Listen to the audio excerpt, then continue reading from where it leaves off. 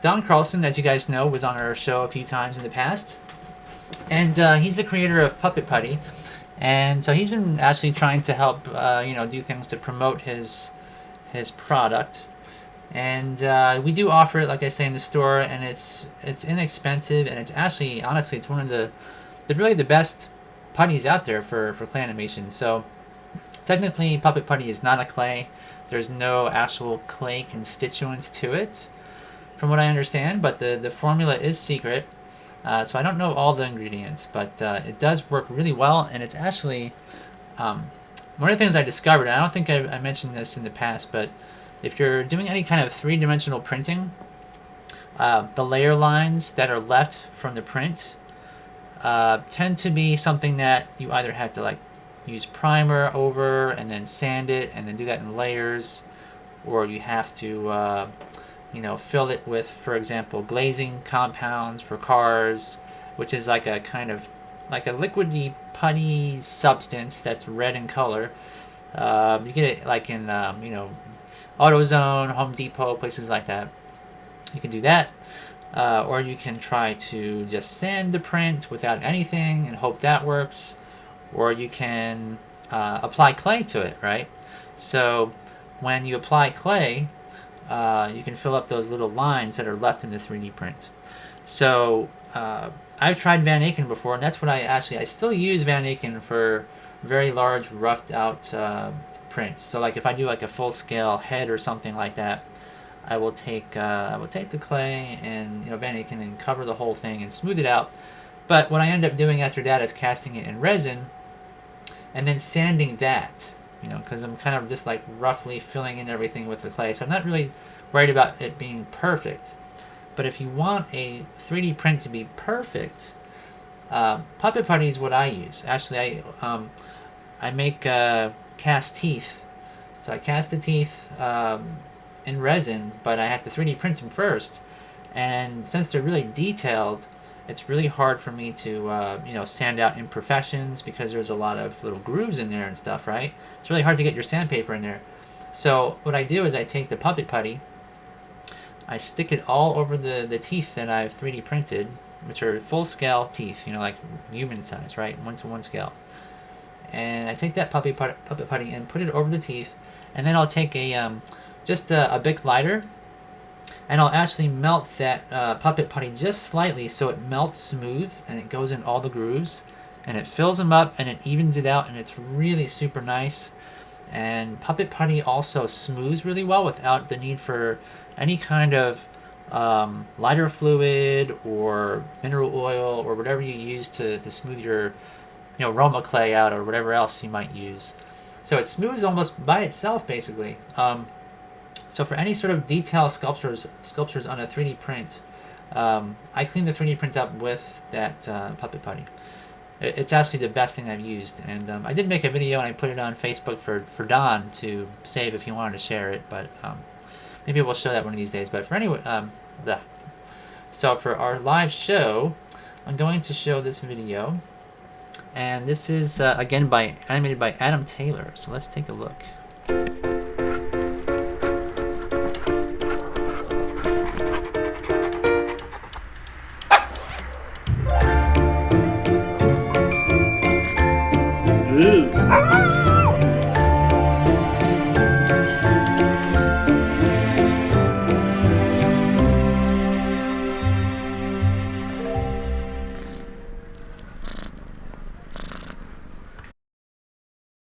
That is it. So it is pretty short, and I guess if you guys want to watch it again, I'll play it one more time because it is short.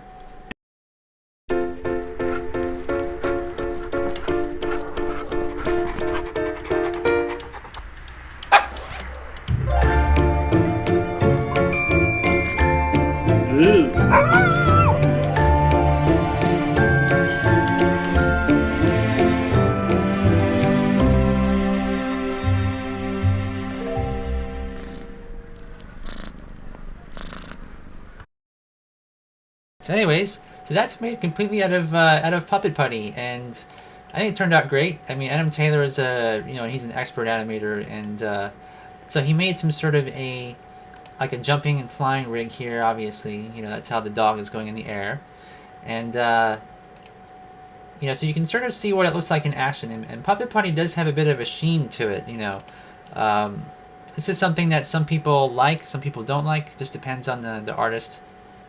But the sheen, I guess, signifies the amount of you know, oil present in the Puppet Putty, and I think that's why it works so great when it sticks to the 3D prints that I've done in the past.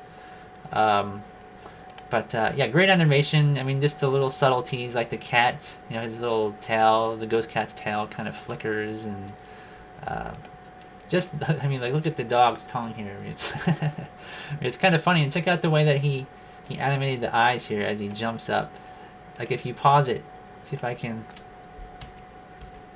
I can't go back and forth with my keyboard. It seems to skip a bunch of frames when I do that. See if I can go back to that one frame. Wouldn't you know it? I can't now. Anyway, it's really cool to examine this stuff frame by frame. Like, here's another shot, another frame where you can see he's kind of moving his head to the side really fast. So you can see, like, the blur that he's added is the eyeball is just a line. It's really cool. But yeah, there it is. Yeah, it is pretty nice, isn't it, Weebies? It's been so long since I've animated in clay. I guess it's been like almost 2 years now for me. It's maybe 3 years? Man, yeah, I think it's more like 3 years, which is really sad. If you don't count my current project, which I haven't technically animated yet. So, alright, so moving forward, we have our feedback week to contend with. I am going to refresh the page this week just because a lot of times people post stuff during the show that I miss because I don't hit refresh. And it looks like Grandview Workshop did post something. And he says, new claymation for 2019. I seem to be better than my past animations. Tried a couple different techniques as well. As always, I'm looking for feedback to improve for the future. Thanks for your time. So let me load this up here in a separate window. Make it big so everybody can see it. And so he calls this first animation of 2019 Shape Shifting Satisfaction. And he says here that the technical details, that's cool. So he posted everything out, what he used. So it says 792 frames played in 24 frames per second. The first animation to a new year. Look forward to much more improved animations with smoother styles. You might see more tests this year than short films, but it will add up, or all add up, to create bigger and better animations. And he used a Canon Rebel T1i with an 18 to 55mm lens. That's pretty good. Aluminum tripod, which that's great also. Aluminum is better than plastic. Canon 55 to 250mm lens as well. 12-inch flexible camera tripod. I guess for certain shots, maybe. I'm not really sure. He probably doesn't have any behind-the-scenes stuff to see what he did exactly with that. But he's got liquid latex, plaster, Sculpey 3, and yeah, that's cool. Oh, okay, Mr. Gold. Catch you later. Thanks for the $1.99. I appreciate it. All right, so this is only 26 seconds long. So let's play it here. Turn the volume up first.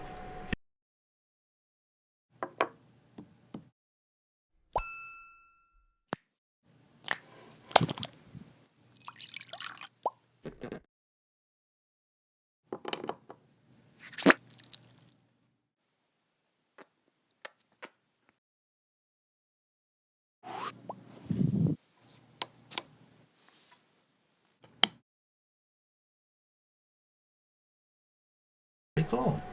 So let's go through here again. So we have some pixelation where we can see that he's animated his hand.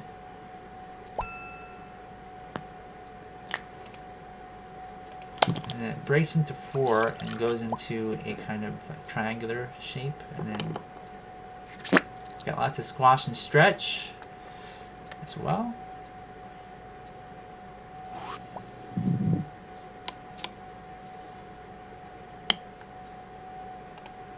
Very cool. So let's go through here and go frame by frame.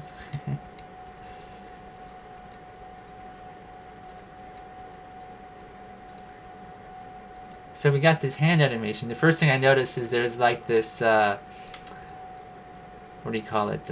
Like the hand has a kind of flex to it. So the fingertips are held up and then scooped up again.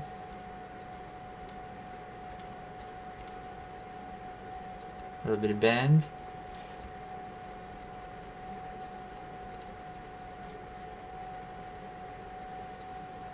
A nice pause. So, you know, one thing about stop motion animation as I'm going through the frames is people sometimes think that they need to have stuff move all the time, but a pause like this is actually really good.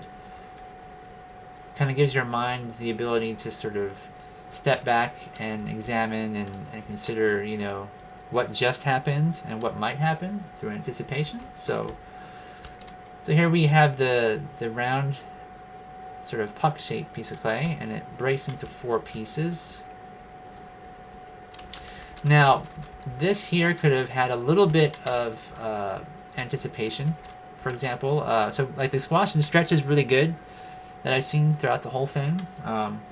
But before it breaks up, there could have been just like a slight, you know, an anticipatory move. Like the center could have maybe bulged up just a tad, and then like the sides kind of come inwards before it then comes out. So that's one thing that could have been done here. Not that this is bad, this isn't bad at all, but that's, you know, one thing that you might consider. So so the pucks kind of come out, and let's see, so there is some like easing out. So you can see that the distance between the moves becomes shorter as these splay towards the end of their motion, which is great. And they come back into that puck shape again. And so like this here could have been like the anticipatory shape, you know, before the first move where it breaks into 4. So something like this is what I was thinking here. Something just subtle. That would have been nice. But so it comes up into this kind of cone, triangular cone shape. Excuse me. Or like a giant blue Hershey kiss. Hey, Randy. And hey, Pen. So this here is Grandview Workshop. That's the channel. And Grandview submitted this for feedback. So now we've got like the tip of the Hershey Kiss here, blue Hershey Kiss, kind of moved a little bit. And there's another pause, and that's great. Pauses are really good, and again, like that's something a lot of people don't use enough, honestly. So now it kind of goes down and splats. So this this splat here, you know, I would have probably moved this one piece to the right, you know, if I was going to be really nitpicky, you know, about it. You know, keeping that centered because it does seem to move off to the left just a tad bit instead of being even there. But, you know, that's nothing really. And it seems to shrink back. I think he's cutting it with a knife, perhaps. And then comes back up. And this is great. So there's probably a flying rig here that's been erased. Maybe some wire or something. And it comes down. And again, we have another little splat, like a bounce. And it comes back into shape. That's great. So the next scene, we have a pause. And then we have some slices in 4 pieces. It stops. Another pause. So I think the use of pausing is really... Grandview has definitely got that down pat. Oh, so I didn't notice Grandview was actually here. So he says that the T4i, or T1i was acting up, so I had to upgrade. Awesome. And Grandview says that the tripod is for an iPhone. I need to update a lot. I see. So yeah, Ken is even saying that he loves to squash and stretch, and that animating morphs is so much fun. Grandview says, so instead of the hockey puck shape before the cone shape, replace it with the lump on top of the puck, like the one you mentioned. Yeah, that's what I would have probably done. Like just to have just a tad bit of anticipation. So we're at the 13-second mark, right? So let me see here. So where was it? It was at the beginning.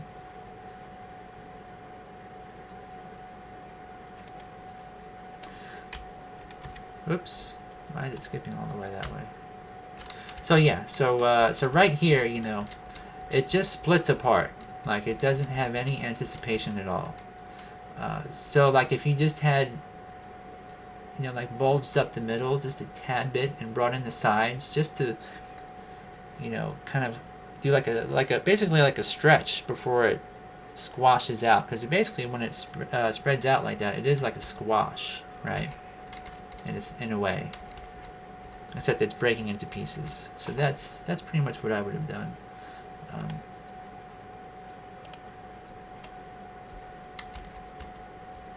So then the pieces come back together from the last move that we looked at. Oops. For some reason it's messing with my audio instead of going through the frames here. What's up with that? Okay, now it works. So it breaks apart, and then as it comes back together, changes into a red ball. So this is another thing. You know, one of the things that we did at Gentleman Films, we had to do something like this where we had a squash and stretch where a character named Henry Cycle had he's in a garage and he wants to replace a toxic chemical in a bottle with the you know, more environmentally friendly one, right? So we had two different shapes, and instead of like what you did where it kind of just instantly changes, what we did is we did like a hand splat where he sort of hits one and it squashes down and turns into the other bottle from one bottle to the next. And one of the things that we did was we would actually do like interim colors. So you would have like an intermediary color between the blue and the red, you know, so that it's not such a pop, you know. Not that this is bad, again, but you could have like an in-between of the colors, because if you think about in-betweens in terms of, you know, different shapes, the colors are also possible to have in-betweens as well, in between your first and second poses. So it turns into the cube, which again, I remember this turns into the dice, and again there's a pause, and then there's a little bit of a camera zoom.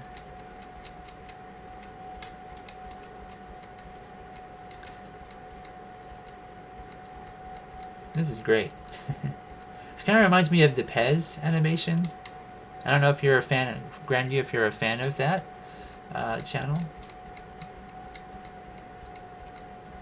Isn't it just like PEZ or something? I can't remember exactly, but they use a lot of found objects like dice and just like this.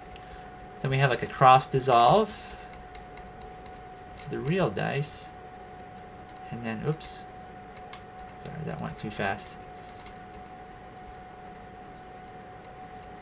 And again, back to pixelation. Puts the dice up, kind of taps it, and then it's gone.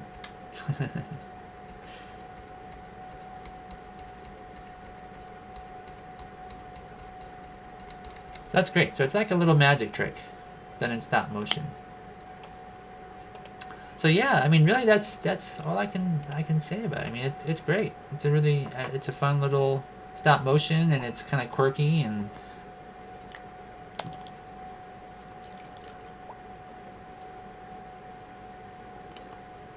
That's really well done.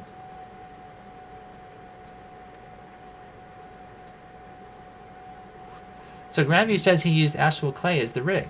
That's neat. Yeah, the editing is really well. So, let's see what you guys are saying here.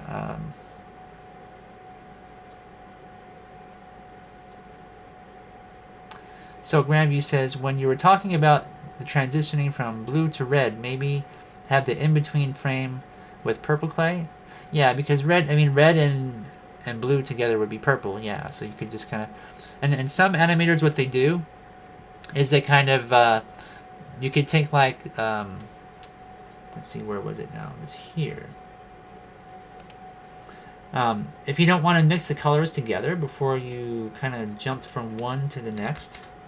here, you could actually take this red shape, and you can take blue pieces of clay, like round balls, and just stick it over the whole surface, just for that one frame, so that it would, it's so fast that your eye would see it as a transition. But you could mix the colors together, or you could do it like, have like just the red with, or the blue with red dots, or the red with blue dots, or lines, or whatever, just to kind of make it transition from one to the next. It doesn't have to be for many frames. Like 1 or 2 frames would be enough. You can even do, like, if you have the red ball and you want to transition, or the blue ball and transition to the red. So when you have the blue ball here, you could actually have small red dots. Then take those small red dots off of that, and then add slightly larger red dots until it's, fully solid. So there's a lot of ways you can do it.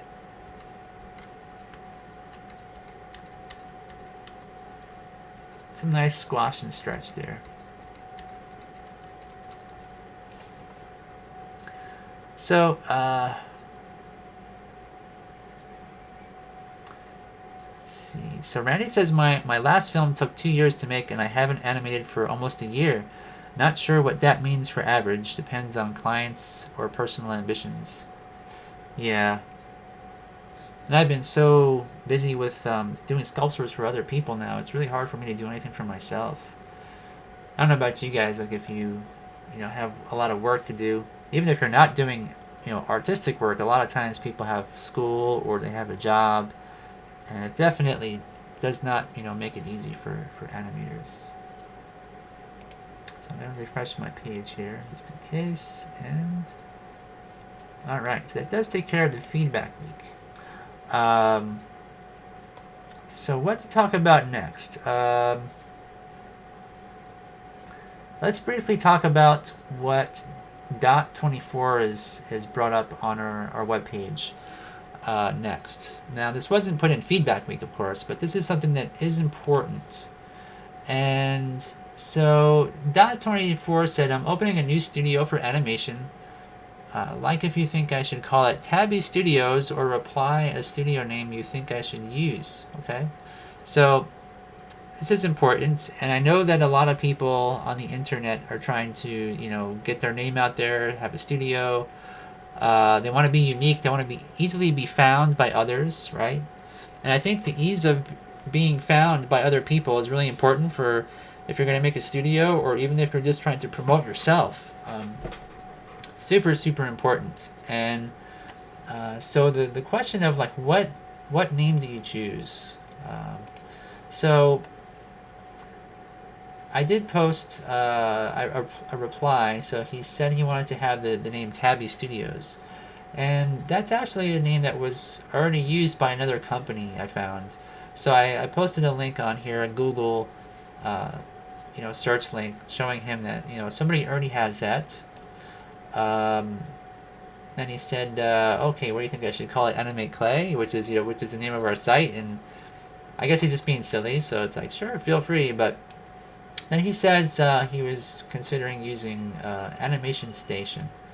And Animation Station is, again, a very, a lot of people use that particular name, including studios out there. So, the thing that I would do is, if you're going to create a name, just in general, for for search engines to find you.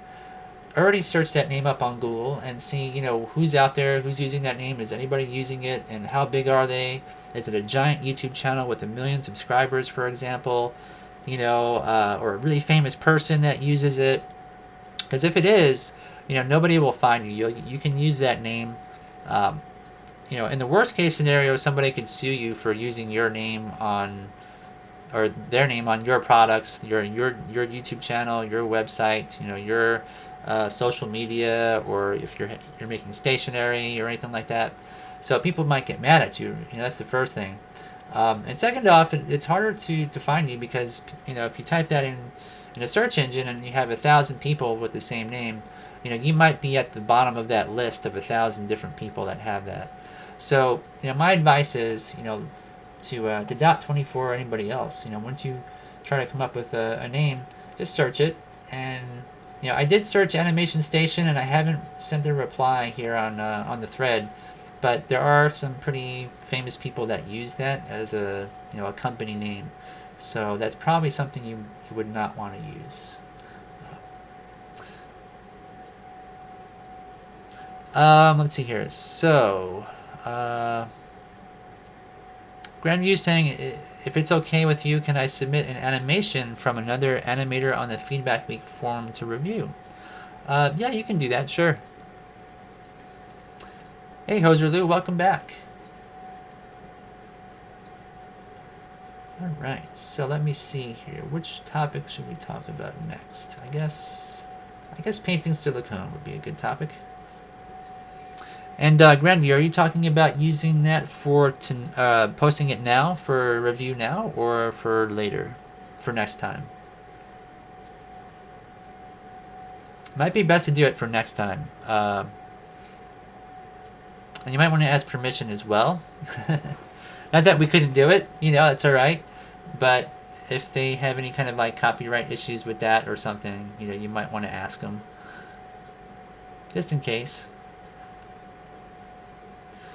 And Randy says, my company name is actually Random Animation, but even 10 years ago, that name was already taken on YouTube. I had to settle on just using my own name, and I eventually added the word animation. Oh, okay. Yeah, well, Grandview, you can post it if you like. Feel free. Let me do something here. Let's get rid of this. I click on a couple of things. Let me go back to the website. And let's see. Okay, here we go. Get rid of this. Okay. Yeah, feel free to post it. I'll refresh the page. Just let me know when you've done it. Oh, is that so? It's a big hit. Yeah.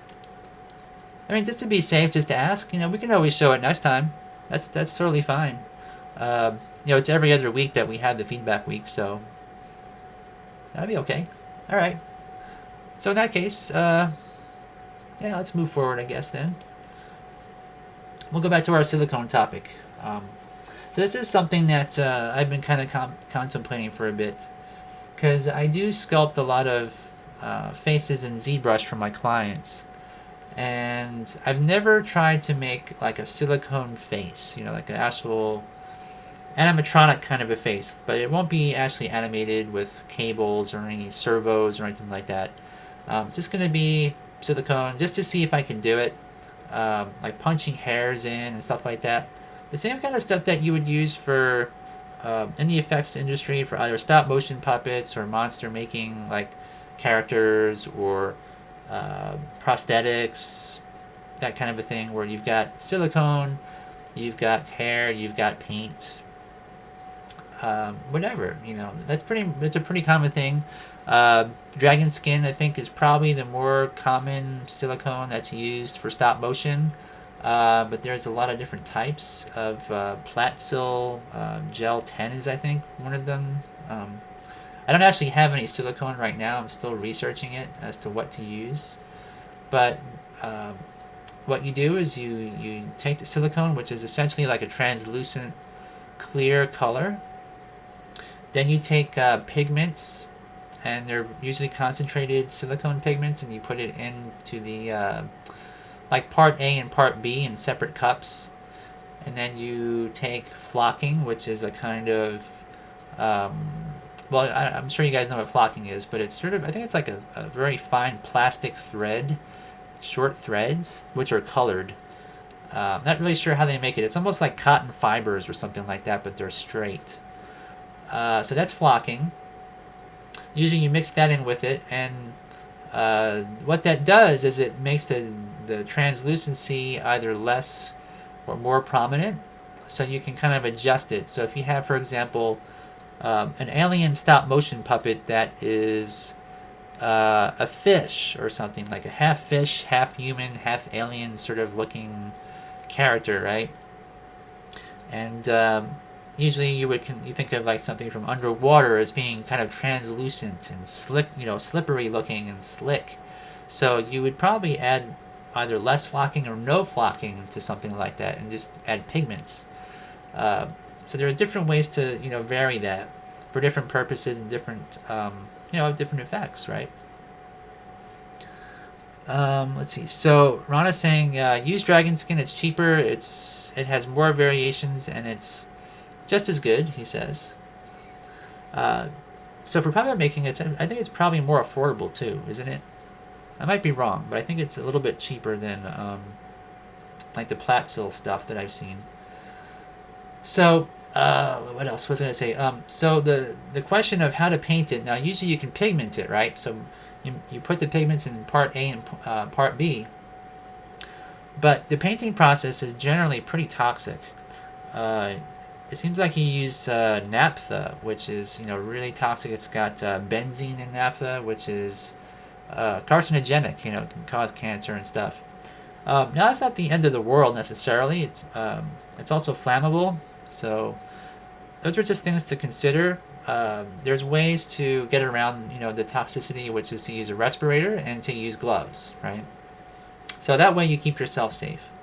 But if you don't want to mess with toxic materials, I found out that you can use alcohol paints to paint silicone.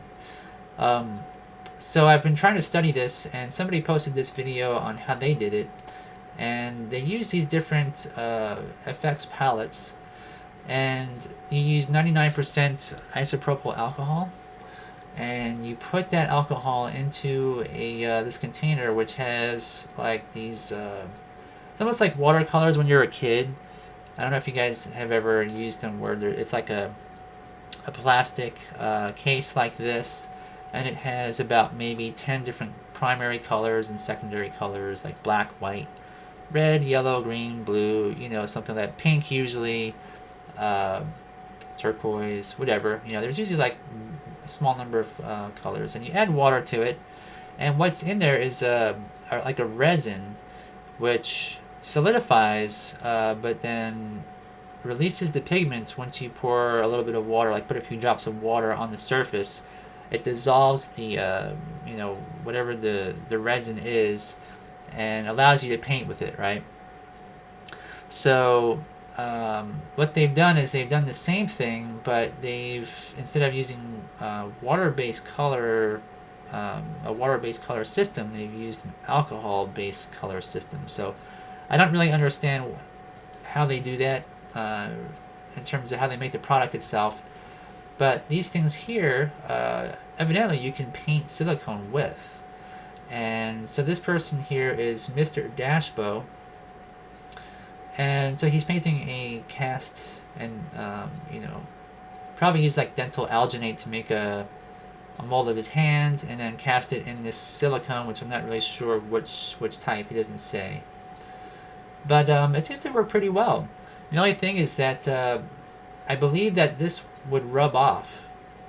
So if you were to, for example, make a stop motion puppet, this could rub off the surface. However, it's a lot quicker to paint this way, and it's a lot easier to mix colors this way than to use silicone, which requires you to take two different parts, a part A and part B. I think part B is usually the pigmented part of the silicone, and then part A is translucent, and you mix the two together. Then you use like naphtha, which is like I said, it's kind of toxic. You mix those together to thin it down into a consistency much like what you're seeing here, which is done with the alcohol. So my theory is that you can use this to paint with and then just seal it with silicone instead of trying to, go with the silicone paints. So let's see what Ron says here. So flocking gives it pixels of color, which is great for skin, which has variations. That's true, yeah. And I think like pretty much anything organic, like even if it's an animal or something, if it has a skin to it, you'd probably want to use something similar. Um, so Penn says, do you airbrush to color your silicone puppets? Yeah, you can actually. You can do that. This depends. Like this particular process, I don't know if you can with alcohol paints. Not entirely sure, and I've found that they actually sell alcohol paints that are liquid, which is again something I've never tried. So Ron says naphtha is fine. I don't worry about the toxins. You should really thin it with a thinner from Smooth On called Novox. That will give you a matte or glossy finish depending on what you use. I see. So when you thin it, it actually has like I've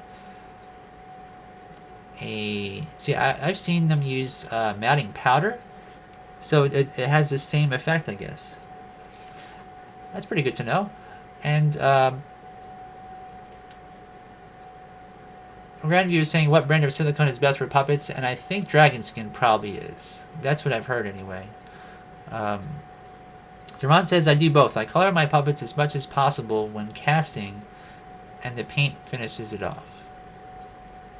Yeah, so you want to pretty much get and the other thing I learned is that you want to cast your silicone puppets or prosthetics or whatever you're doing in the lightest tone, the lightest skin tone of that character, because you can't lighten the color with paints afterwards. You can only darken it. But anyways, so I did find these are the alcohol-based colorants, and I don't know I think this is a different. So, yeah, this person is using pigments from the UK, and since I'm in America, I thought that the prices were great. It was like 30 euros for one of these palettes. But of course, the shipping for something like that to the US would probably be like $40. So I found something similar in America, which is called Ben Nye Media Pro Ultimate Effects Palette. So I guess this is probably like an American version of the same thing they're using. And it's got 18 different colors in just one palette. And then they've also got these other ones, which are like primary colors, body art palette, tooth palette. I'm not really sure. I guess maybe for zombies, they've got like green in there and stuff. Which maybe, I guess if your teeth are kind of stained though, right? It could be green from drinking a lot of green tea or something. So, anyways, I thought that this was kind of good to find, because I might experiment with this in the future. One of the things that I'm doing now is I've got a couple of silicone molds, and I guess it's a platinum silicone. It's let me see here, Rebound 25 from Smooth On. And so I've got an alcohol-based permanent marker, and I just went ahead and tried to draw on it, and it kind of works, kind of doesn't work. I find that if you look at it really close with the permanent marker on silicone, then it kind of beads up a little bit, right? Because it doesn't initially stick to the silicone very well. So it's sort of like raindrops on a window. It forms little balls of pigment. And one of the things that I've seen also is that people will prep their silicone with acetone. They'll actually rub it down and get it cleaned off that way first, which maybe that will help to allow the pigments to stick first before you actually apply anything to it. So Ron is saying Novox comes in two forms, one for glossy and one for matte. And now, is that expensive, Ron? I'm wondering, is it the same as same price as like acetone or something, or? Let me see here. So, and that's from Smooth On. So Novox allows it to be glossy or matte. And I'm writing it down. I'm going to check it out after the show and just see what I can find. And so Ron says the alcohol paints are just for makeup and can work on silicone prosthetic makeup temporarily, but it's not good for stop motion puppets because it smears. So I'm wondering, like, can you seal it with more silicone on top of it? Or would it just form like a barrier between the two layers of the initial silicone and then the sealant that you put on there? Because silicone only sticks to silicone. If you have something in between, I'm just wondering if it's sort of like a mold release, essentially. Well, that's good to know. And GrabU says, so if I made a mold, say a chicken head, would dragon skin still give me the ability to open and close the beak with wire inside the beak? And yes, absolutely would. So dragon skin is very soft. Of a silicone, I don't know the actual shore hardness. I know I've seen a lot of puppets made from it. I guess, so Ron's made puppets out of it. Alba Garcia also posted some videos, where she made a one of her characters, which is almost like a little doll, kind of a human character, like a stylized kid, sort of. And she showed how it bent. So you have your ball and socket armature inside there, or a wire or whatever, and when you bend it, it's very an even bend. Like there's no, like if you use clay or something, you get a lot of tearing in the front part where it stretches, and then the back part compresses, and then you bend it back again and it kind of tears. It's really horrible. Silicone, it just creates a gradual curve however you bend it. It's really quite nice, actually. So I mean, for super subtle frame by frame animations, you really want to have something that behaves that way, which is why I guess for most like Leica or Aardman productions, they use silicone quite often. A lot of times, like Aardman, what they do is they try to recreate the look of clay using silicone just because of the properties of it, the way it bends. It saves a lot of time in animation, especially if you're used to making clay puppets where you're constantly bending stuff and repairing tears or resculpting creases and things like that. So silicone is really, really good. So Ron Cole says no makeup, even with the sealer. Use all silicone products for painting. Okay. I see. So Ron says shore hardness is A-10, like Skin O or Skin Zero, but that varies now. Dragon skin comes in many varieties now, which is awesome. Cool. It is pretty awesome. And I'm still learning a lot about silicone, even in mold making. Like, I bought this product called Feeback, I believe it's called. It's a silicone thickener. So when you want to make a mold, and you want to like build it up, let's say, so you don't want to make a box around your part, and you want to just sort of coat the outside of your character or whatever you're making, and then silicone tends to just fall off of your stuff. Like it's almost like pancake syrup. Like if you pour pancake syrup on your finger, it just gravity takes over and it falls off from the top and it drips down the bottom and leaves a stringy mess everywhere.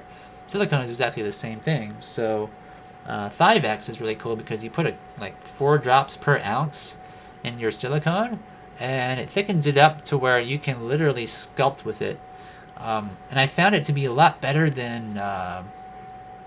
So I was using micro balloons and what was the other one I was using? I can't remember the name of it. Cabasol, or is it Cabasol?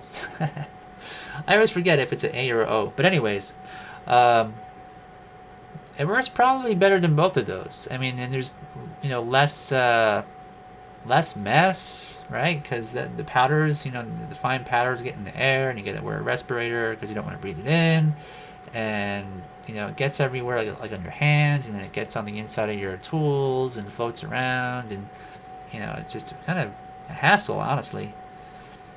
But there's so many cool materials coming out now that I really can't keep up. So Grandview says, any ideas for how to do hair for puppets? I've seen Leica use needles and punctures each hair strand into the silicone head. Just wondering if anybody has tried something different. Well, there's a lot of ways to do it. There are mini wigs you could use. Like if you have a Barbie doll or something, you can sort of cut the hair off of that and stick it on your the head of your puppet. There's stylized hair, so it doesn't have to necessarily be hair itself, right? A lot of people that make puppets do that because it's a lot simpler, and it also has the less chance of what do they call it? Aardman has a term for it. But it's kind of like a staticky look to it. Like if you ever watched the old King Kong films, the hair seems to have a life of its own, where it's almost like there's a breeze in the air. Like so you can see each little strand moving and popping around everywhere, and it's kind of distracting. So a lot of people avoid real hair and fur on puppets, and if they do use any kind of faux fur or something like that. A lot of times they use, hair gel, or they use hairspray. Like if you ever watch the behind the scenes of the Star Wars films, it's kind of a nightmare what they had to go through just for Chewbacca, and that's a live action film. Just trying to keep his hair in place. So with stop motion puppets, it's really super complicated and difficult to work with. So Ken says he's used pipe cleaners before. And Ron says, I love Feeback for mold making. Build up your layers without dripping. Great stuff. Yeah. I'm so glad I found it. And it saves me a lot of time, too. You can mix up larger batches of silicone and just plop it on your your part. It's great. But anyways, yeah, I mean, you could... Hair is kind of like a complicated thing because...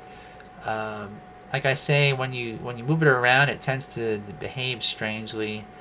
I mean, you could use yarn. You can use fake fur. Like you go to the fabric store. A lot of times they have. If you go to, let's see here, like a home improvement place that has bathroom mats or throw rugs. We were in where was that store we were in? I can't remember the name of it, but it was kind of like a Bed Bath and Beyond kind of a store where they had just a smorgasbord of things you can decorate your walls with, and bathroom products and kitchen things, stuff like that. And they had these rugs, right? And these rugs were literally with fake fur that was, it had to have been 6-inch long fur, on it. And I'm like, how can anybody put that on a floor? It's so furry that you can't possibly keep that clean, and you step on it and you get dust in there and dirt and mud or something. How do you wash that? But if you just bought one of those rugs, you'd have a lifetime supply of hair for your puppets, in that particular color. So Randy says Vinton used silicone hair for Gary and Mike if it was short and didn't have to move. Then it was hard. But for long hair, it was sculpted and wire so it could be animated. Yeah, so you could have like, braided hair or something like that. Or now this is a clay puppet. This is going to be Weird Al from the Jurassic Park. Let me see here. See if I can get to the spot. There's a close-up of him here someplace. This is a good example of Scott Nordland, who was animating the where is it? That's a Velociraptor, I guess, from Jurassic Park. And so Weird Al's on the other side. So they're making like a parody, right? And you can see Weird Al has clay hair. And even this is somewhat of a nightmare to work with. But still, it's actually a lot simpler than using actual hair, you know. You can sort of control it.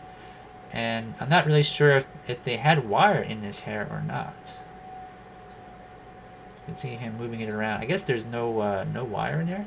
They also used a lot of foam latex, so it's possible this is actually foam latex hair.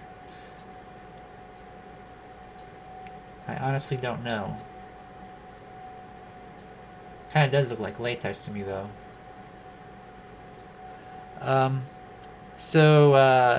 Ron says that hair is always a tedious nightmare.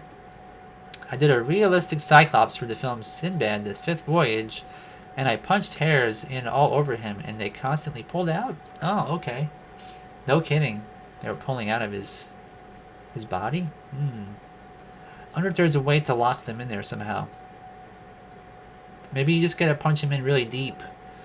Like, you know, maybe halfway through the armature, or to the armature, or something like that. Okay, Grandview. Well, yeah, thanks for posting your short animation. It was really fun. It's really cool to examine and to learn from as well. And Ron says, nope, that's not foam, huh? Are you sure? Let's see if there's any other examples here.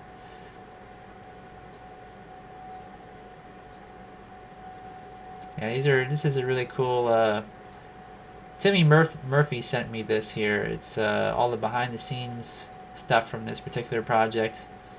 And Happy Product is actually Mark Osborne's Vimeo page. So if you guys want to find this yourself, you can watch it. It's kind of long. It's over an hour and a half.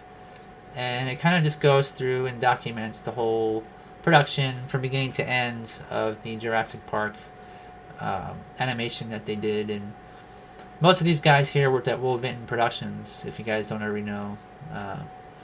Really awesome people that, you know, you've seen their work. If you've seen claymation, you've seen their stuff out there, and especially from the like mid 80s to mid 90s. And Ron says foam would be very wrinkly at that scale. Yeah, that's true. Foam is kind of a pain in the butt to use in some respects compared to silicone. I mean, the way it bends is not nearly as nice as like dragon skin.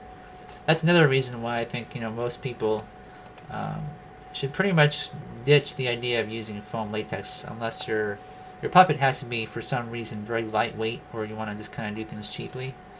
Foam latex is a lot cheaper to use.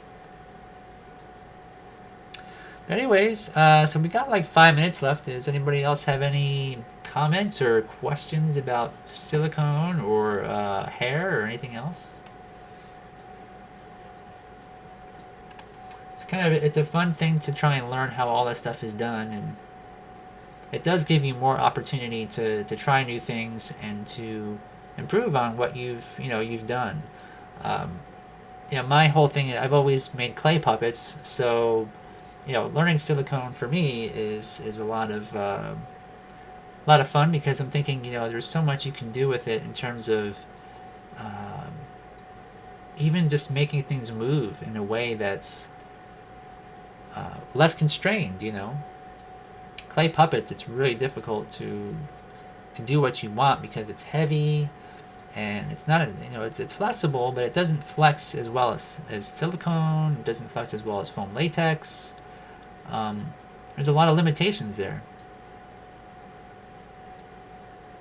So Ron says silicone becomes a pain at a larger scale. Both are great for different things. Yeah, I guess Oogie Boogie would have been a bad puppet to make in silicone. That's how big was Oogie Boogie? Like maybe 16 inches tall or something like that. I mean, he was pretty big.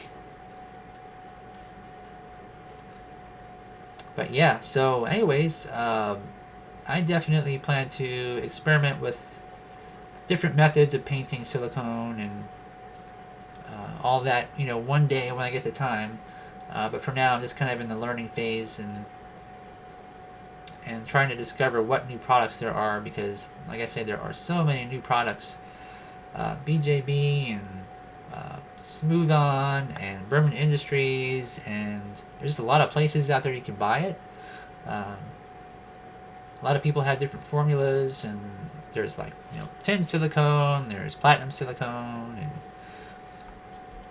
so yeah. Well, anyway, guys, I guess that does wrap up our show.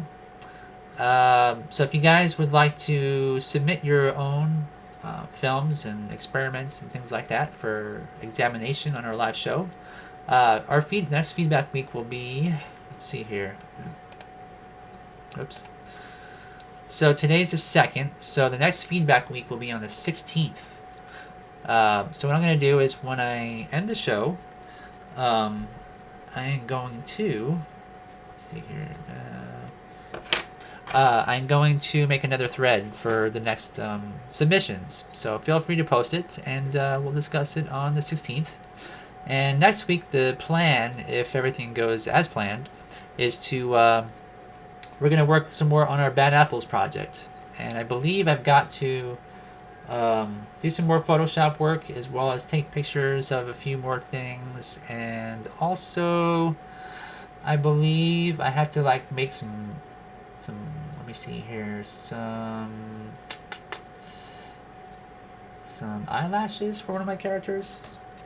I don't remember. I'm gonna have to check out what I had written down from from the last time we worked on it. But anyways, let me see here. So Ron says, I'd make Oogie Boogie with silicone, but I've done a lot of experimenting with a combination of foam and silicone skin. That would make sense. So it's lightweight. That's pretty awesome. One of these days, Ron, we should have a live show where you can tell us all your silicone secrets. Like how to make a lightweight silicone puppet. That would be really good for people to know. Which I know you have talked about that in the past, like in the forums and stuff. But to really go into that, so we could, figure out from point A to point Z, what are all the steps? Because there's a lot of steps. Yeah, Tamarami, so thanks for stopping by. It's been a long time since you've been here, so it's nice to see you again. And even Randy says foam with silicone is a great idea.